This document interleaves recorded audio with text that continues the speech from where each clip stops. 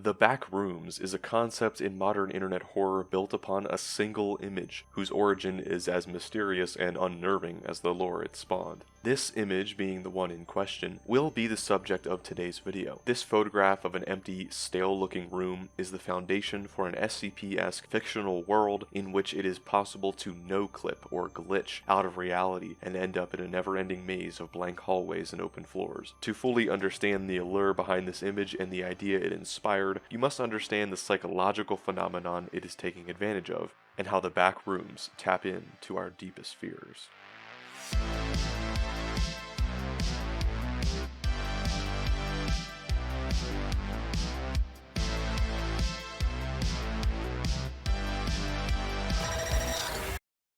The Backrooms are what people call a liminal space. This term has been thrown around for several years to refer to images like you're seeing on the screen now. The idea is that these places give off an eerie yet familiar, almost nostalgic feeling. But what is this concept and where does it come from? The word liminal, which derives from the Latin word for threshold, refers to a time or place that is transitionary. The term was originally coined by Arnold van Gennep in his book's Rites de Passage in 1909. He was actually studying the stage in various religions in which, quote, participants no longer hold their pre-ritual status but have not yet begun the transition to the status they will hold when the rite is complete. During a rite's liminal stage, participants stand at the threshold between their previous way of structuring their identity, time, or community, and a new way which completing the rite establishes. With this understanding of the term, a liminal space is not any physical location, but rather a state of mind or place in society that is transitional. Perhaps a more relatable example would be the time in between being considered a child and being considered an adult. At least in American culture, a teenager is not exactly a child anymore, but is also not an adult. This leads to feelings of discomfort and general uneasiness, as one does not enjoy the full responsibilities, or lack thereof, of either party, but is rather in an abstract space in between.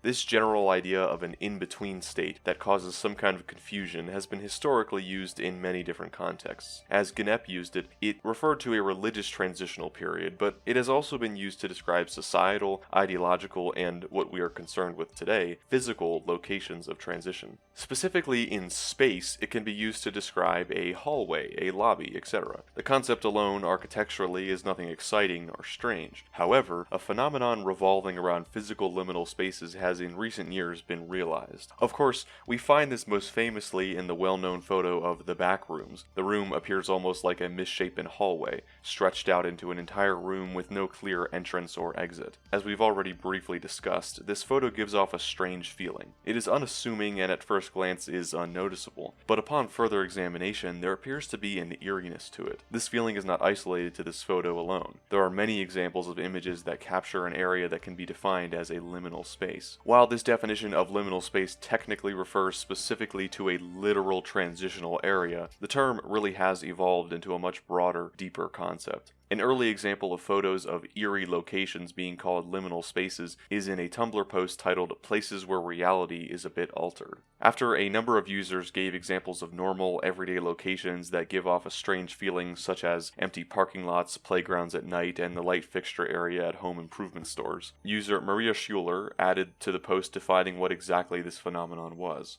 They wrote, "A lot of these places are called liminal spaces, which means they are throughways from one space to the next. Places like rest stops, stairwells, trains, parking lots, waiting rooms, airports feel weird when you're in them because their existence is not about themselves but the things before and after them. They have no definitive place outside of their relationship to the spaces you are coming from and going to. Reality feels altered here because we're not really supposed to be in them for a long time or think about them as their own entities, and when we do, they seem odd and out of place. Schools not in session, empty museums, being awake when other people are asleep, all these things and spaces feel weird because our brain is like, I already have a context for this space and this is not it, so it must be dangerous. Our rational understanding can sometimes override that immediate danger impulse, but we're still left with a feeling of wariness and unease."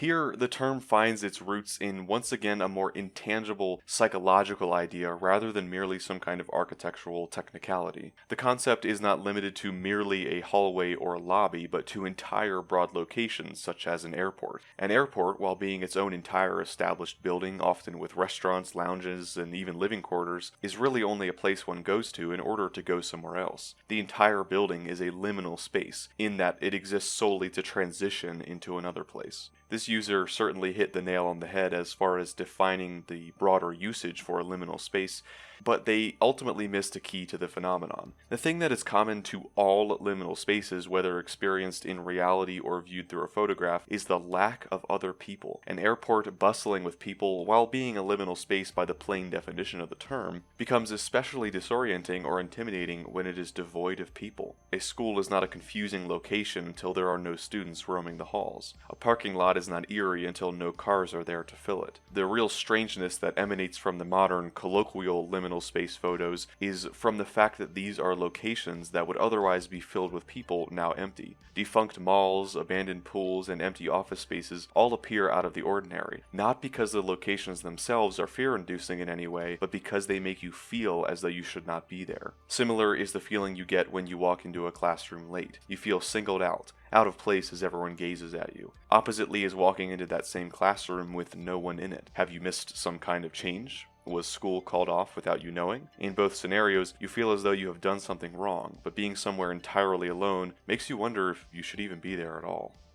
In some places, with the diversity and unpredictability that human inhabitants bring, the true cold lifelessness of the area is realized. Whether it be the droning hum of ceiling lights, the distant sound of water reverberating off of thousands of ceramic pool tiles, or the dull, modern geometric appearance of a building, without people to populate them, these places seem unnecessarily dystopian and sad. Another byproduct of this trend online is the fact that many of these photos are marked as being vaguely familiar. For whatever reasons, these images often evoke a sense of familiarity or nostalgia. Pools, airports, and children's party venues built in the 90s all look very similar. The white tiles, the large terminals, and the colorfully printed carpets are found in all of these places that most of us visited as children, and thus our memories of them are cloudy and still remembered through the young eyes with which we first saw them. There is certainly nothing mystical nor transcendent about these liminal spaces being familiar, though it is an interesting aspect of their popularity.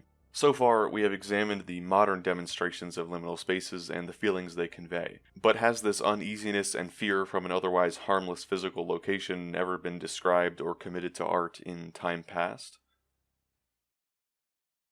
A general rule of thumb is that there is nothing new under the sun. Everything, especially in art, derives from some older, perhaps more primitive version of it. Even the most unique things must be inspired by some foreign stimulus. Upon first thought, it may seem like a concept as postmodern and as odd as the Backrooms could not possibly derive from something older, especially from the pre-internet era. As we have already discovered, the concept of liminal spaces, at least in some psychological way, existed long before the internet ever did. In visual media, however, this concept can really only be traced so far. As art began to become more abstract in the mid-20th century, several artists created paintings and sketches that we could certainly consider to be liminal in the modern sense. Artists like M.C. Escher, Salvador Dali, and Giorgio de Chirico all painted landscapes and buildings that border on the edge of the familiar and the unknown. Bland geometric buildings and shapes, in many cases lack of people, and even absurd things like interconnecting staircases and melting clocks. Each of these paintings play with the familiar and introduce at least one facet of abstractness. While the modern concept of liminal spaces certainly was not in the minds of these artists, they no doubt capture that hard-to-explain feeling brought also by the Backrooms and other liminal space photos. We also find this concept in film. For example, the 1980 film The Shining makes great use of large, empty, and definitely liminal spaces. The Overlook Hotel is devoid of residents during the wintertime, making the long, monotonous hallways appear daunting and endless. What is even more strange is this very same idea transferring into video games. That same fear that comes from abnormally empty and vague places also seems to manifest itself in completely virtual realities. A great example that has been well documented is games made with Valve's Source engine. The games often have blocky, bland-looking environments that, when devoid of any players, feel off.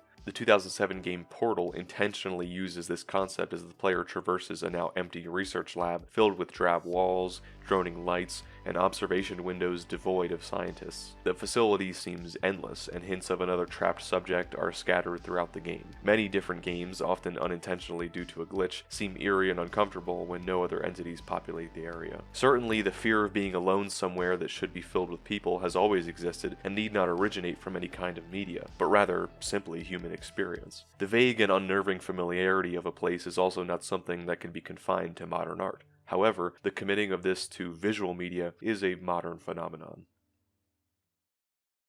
Now that we've exhausted the definition and history of the inherent oddness about simply the image of the Backrooms, now we must dive into the reason why the image has become so popular, despite the concept being already relatively well known in media.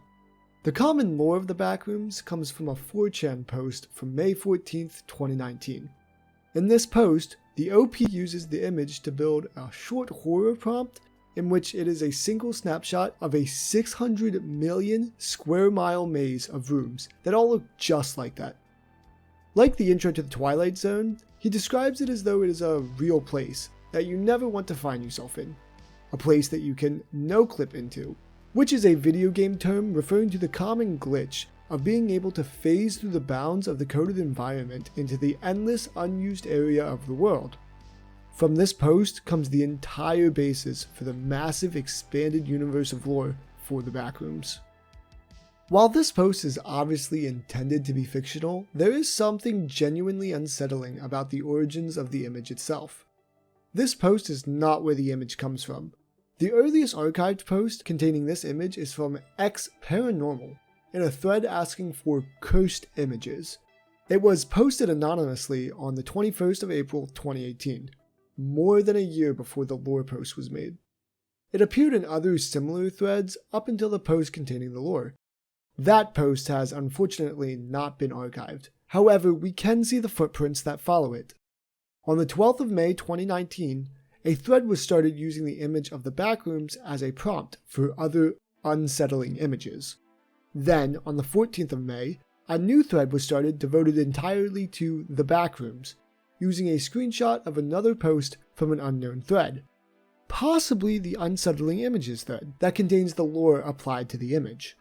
The screenshot was taken in a way that does not include the date, nor the time, nor location of the post. So we do not know when or where it was from, but we can assume that it was posted sometime between the 12th and 14th of May 2019. There are reports that the copypasta is older than the May 12th post. However, no evidence of it has been found to exist anywhere on the internet. It seems likely that the OP did indeed create the lore himself, though as we have established, he was not the first person to post the Backrooms image itself. The actual location of the photo is entirely unknown, and no data has been found from it. The consensus is that it was taken sometime in the early 2000s. The earliest known post is from April of 2018, and has no caption or any context to inform us where it could be from. The allure surrounding it is contagious. Where is all the furniture? Why is the floor plan so odd? Who took the photo and with what kind of device? These are all mysteries that will likely never be solved. Despite the image floating around for some time, this addition of lore to it seemed to instantly spawn a massive intrigue in it. Not only were multiple 4chan threads created, but on the 17th of May, a subreddit dedicated to the Backrooms was made. From there, the image and concept provided in the lore made its way into meme culture, and became very popular very quickly. Everyone seemed to relate to the ambiguity of the image, and the horror element allowed for a kind of creativity to elongate the interest in the idea.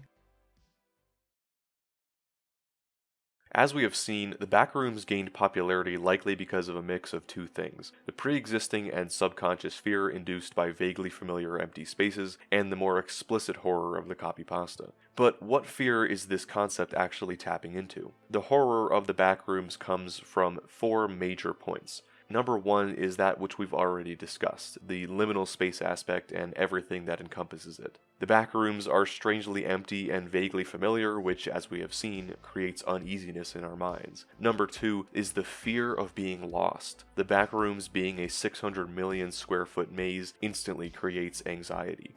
How would you even escape such a place? With every area looking exactly the same, it would be incredibly easy to lose your sense of direction. Like a child lost in a supermarket, so are you in the back rooms. Number 3 is being alone, and at the same time, not being alone. As we have discussed in the section on liminal spaces, being alone in a place usually populated makes you feel disoriented and uneasy. Being alone in the never-ending maze of the back rooms would feel terribly lonely. At the same time, however, you could very easily be even more afraid of not being alone. The lore post touches on this briefly when it says God save you if you hear something wandering around nearby, because it sure as hell has heard you.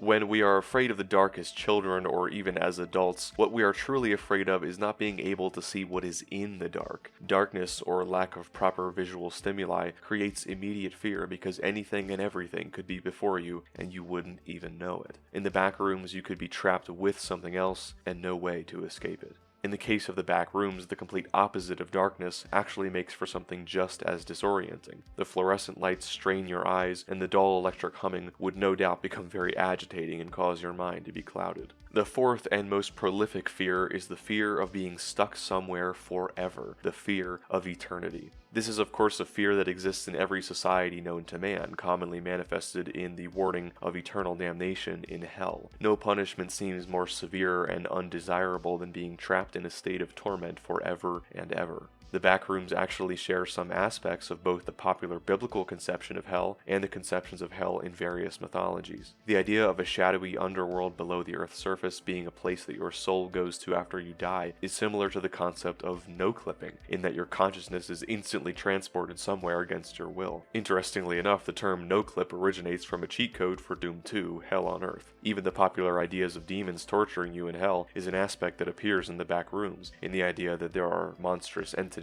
that roam the corridors out to attack you. If we want to find depictions of similar things to the back rooms in media from history, we need to look no further than the most famous depiction of hell outside of Holy Writ, Dante's Inferno. In this famous work of Latin poetry, Dante traverses through the 9 levels of hell, coming upon horror after horror where men's souls are trapped in terrible places, tortured by demons, awaiting the final judgment. There can even be parallels made to the idea of wandering around endlessly, as in the 8th circle of hell, the people there are forced to walk around the circumference of the circle, just as one in the back rooms may feel as though they are endlessly walking in circles. There's no doubt that the back rooms, likely unintentionally, draws from all of these natural human fears. In many cases, only fractions of specific fears or concepts can be found, but that is what makes it unique. It combines a myriad of horrifying things that culminate in one unassuming single image.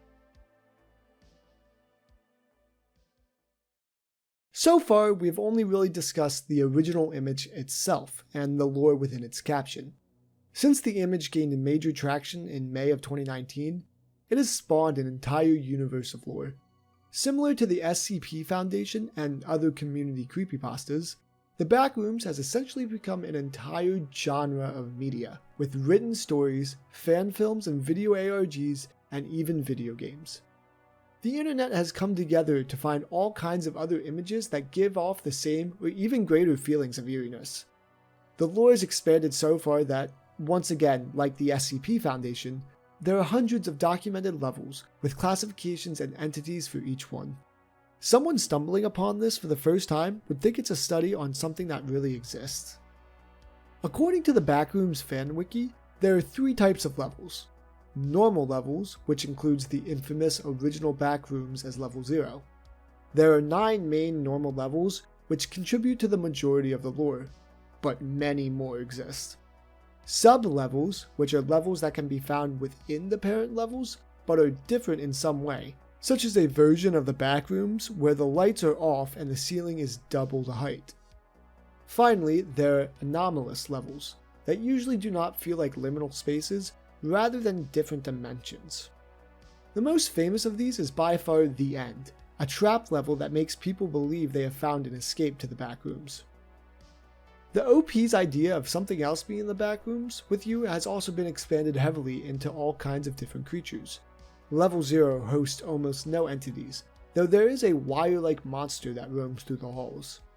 As stated earlier, the entity list is an SCP-like menagerie of weird and creepy monsters with differing threat levels and habits. The lore is ever expanding, and different subcanons exist depending on which creator is making whatever ARG or story is in question. It is truly a very vibrant and hardworking fanbase, not dissimilar to the days of the Slenderman craze or any other popular creepypasta series. Hopefully this video has answered any questions you might have on the Backrooms, its origins, and how exactly it taps into our deepest fears. Stay tuned for more content, and we'll see you in the next one.